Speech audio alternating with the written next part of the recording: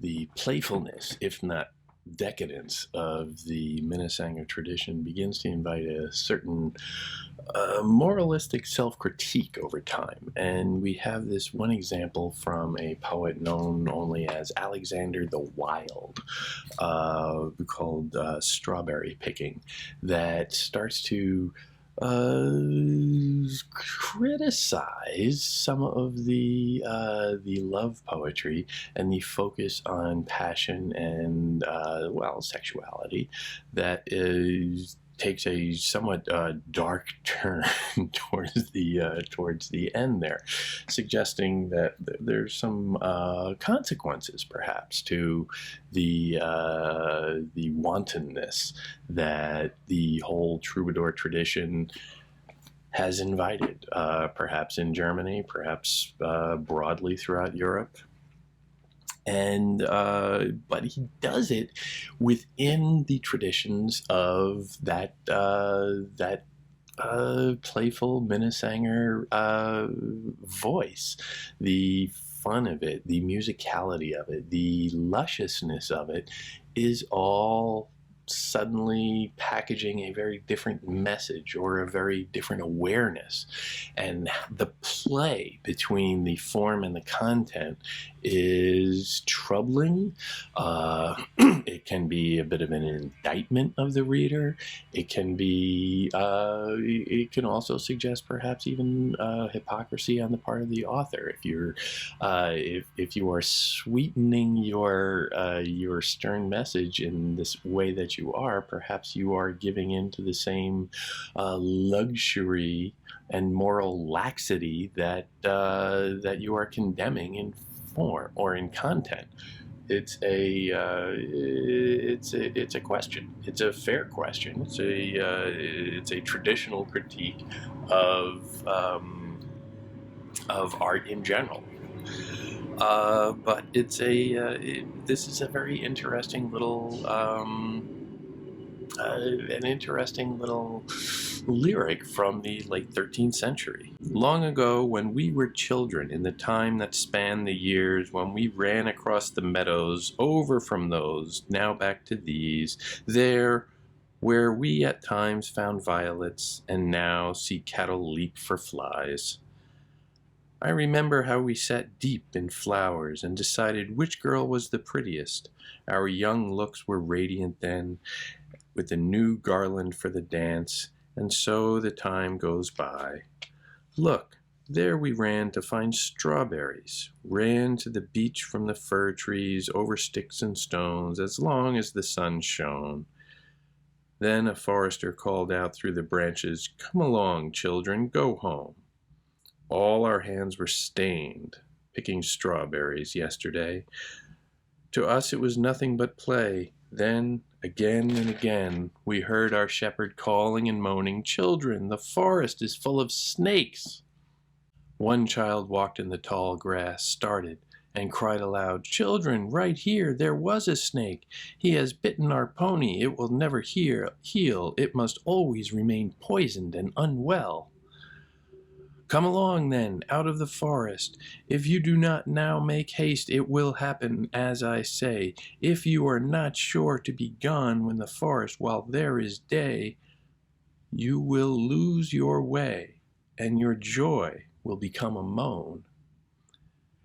Do you know that 5 young women loitered in the meadowlands till the king locked up his hall? Great were their moans and their distress, for the bailiffs tore their clothes away so that they stood naked without a dress."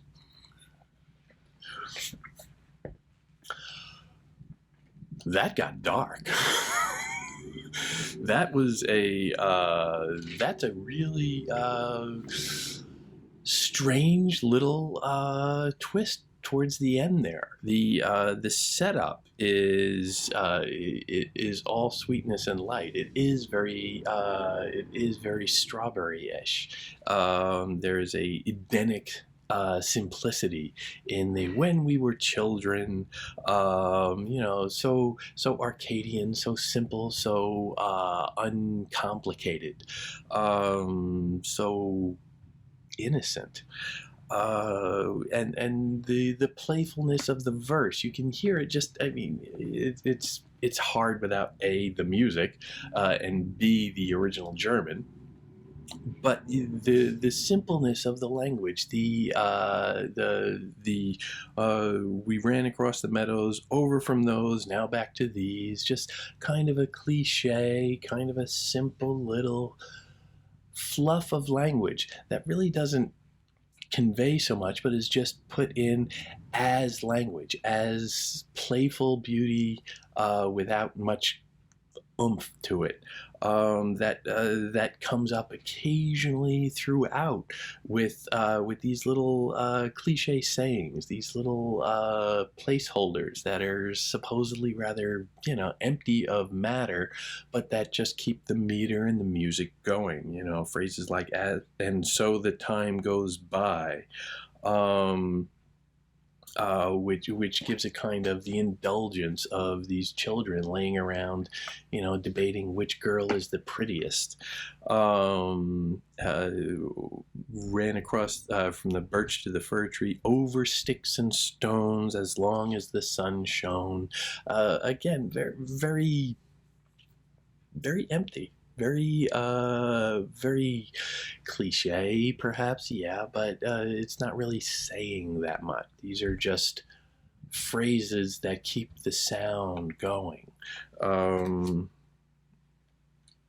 then the appearance of the stains from strawberries, which anybody who has eaten strawberries perhaps understands. Your fingertips can get a little pinkish, a little red. It's a very blushy color. Well, first of all, strawberries, very sweet, certainly, very ripe in color, very sharp. The only fruit with its seeds on the outside, right there. Okay, you want to dwell on that. The seeds are a sign of sexuality, and they are worn on the outside. So the metaphor works on so many different levels. The sense that, while they were stained, picking strawberries yesterday, to us it was nothing but play. There is a unconsciousness of sin, quite frankly. Obviously, the stain of the strawberries is meant to be a kind of suggestion of the stain of sin, the stain of sexuality. But here it's just unconscious. Like, well, to us it was nothing but play. Well, okay, how in on the metaphor is the poet here? Is it just play that you are having this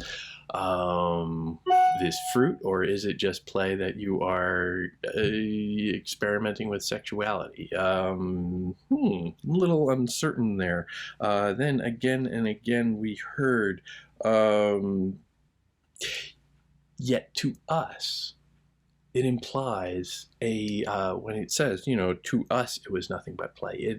It does imply a certain awareness that there are other perspectives. To us it was nothing but play, but those people are saying that, well, we're just doing the nasty, or perhaps just picking fruit. We don't know how far this is. The example is troubling. The sing-song equality, however, keeps up even as you go through to the example of the snakes. Obviously, the snakes suggest the Edenic example was like, well, okay, what interrupted innocent natural sexuality? Well, the introduction of the consciousness of sin, this snake in the garden, so to speak, and the consequences that come into that are made apparent when the pony gets bitten. Oh no, my pony was bitten, and he must remain poisoned and unwell. Which is, I would love to hear the music that goes with that line. Quite frankly, it becomes like, ooh, the pony.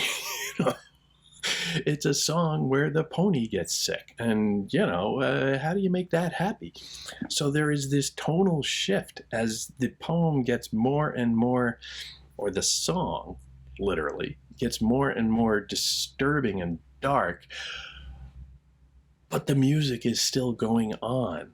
um the quotations, I think the quotation marks are significant as well, because they're coming from first this forester who seems to be wandering by, and then one of the children themselves becomes aware of the consciousness of the consequences of their actions, and starts warning about the pony.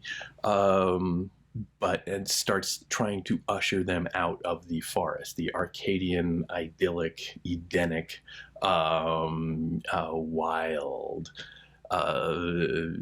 milieu, and try and get them to come into civilized life, perhaps, where we don't talk about dirty stuff. The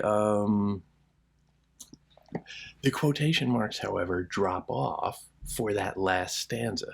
So it's no longer in the words of this child who has become the voice of moralism, but it is the poet himself, or the poem itself, that is addressing a you. And who is the you? Well, that's got to be the reader.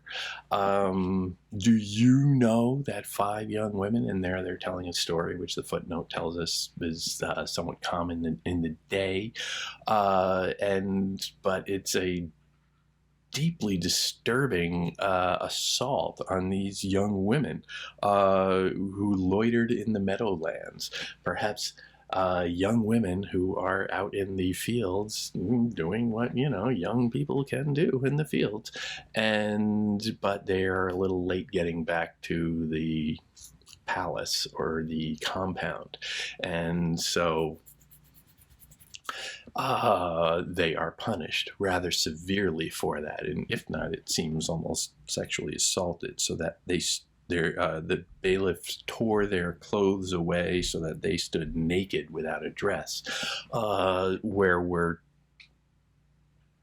talking about real shame there, and specifically shame in nudity. Again, going back to the Edenic example, that suddenly they are thought to be dirty for being naked.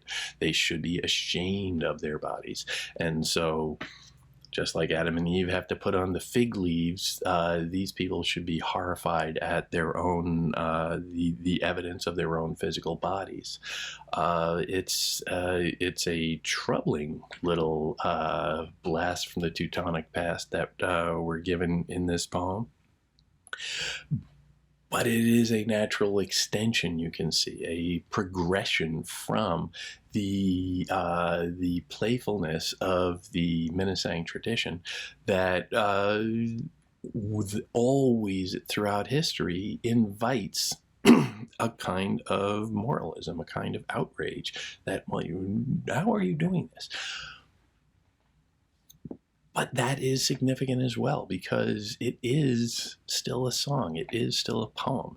And is this meant to be lampooning those people? Are all of those clangy notes towards the end about the sick pony, are those meant to be taken seriously? Or are those somewhat tweaks of the moral outrage that perhaps other songs have invited? This is a commonality of debate that runs throughout history.